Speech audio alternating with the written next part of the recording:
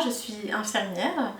Je travaille au centre hospitalier du Rouvray et plus précisément au centre support Normandie Réhab. Donc c'est un service à vocation régionale qui a donc 3 grandes missions principales.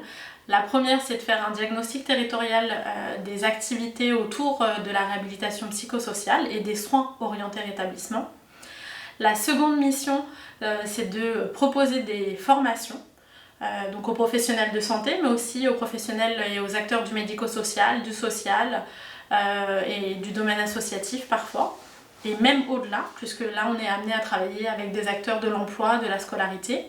Et la troisième grande mission, c'est vraiment d'animer le territoire, d'entretenir un réseau, etc. sur le territoire normand. Je suis infirmière depuis 11 ans et j'exerce au centre hospitalier du Rouvray depuis 11 ans.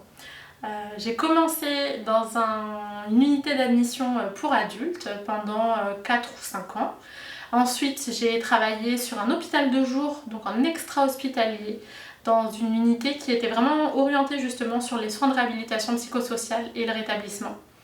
Et depuis 2 ans, j'ai intégré donc dès sa création le centre support Normandie Réhab. Sur la question du handicap invisible, on a un métier quand même qui est très récent en France, mais qui n'est pas si récent que ça.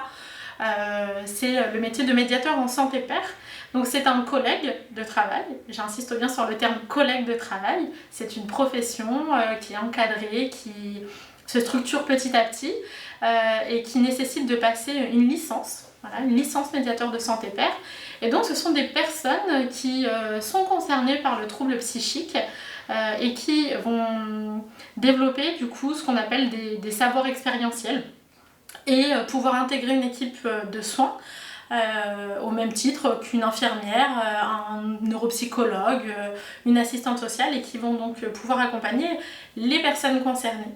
Donc ils sont eux-mêmes concernés et ils vont pouvoir accompagner les personnes concernées dans leur parcours de soins. Donc ça, c'est une forme d'adaptation et c'est une manière aussi de mettre à profit son expérience de personnes concernées par un handicap psychique. Donc pour moi, en fait, la richesse de travailler par exemple avec un médiateur de santé pair et donc avec une personne qui connaît personnellement le trouble psychique, pour moi la richesse elle est double, c'est-à-dire que on voit très facilement et on met très facilement en avant l'intérêt pour les usagers, pour les personnes concernées, parce qu'on se dit qu'il y a un vécu commun, un partage de stratégies possibles, mais il y a aussi un grand intérêt pour les équipes et pour moi à titre personnel, parce qu'en fait, ils peuvent nous amener, et elles nous amènent concrètement à réfléchir, à nous questionner, à nous positionner autrement dans l'accompagnement des personnes, à avoir une posture plus horizontale, à considérer la personne dans sa globalité et pas uniquement dans le prisme en fait de sa pathologie. Voilà, donc c'est une vraie richesse pour tous les partis dans les soins.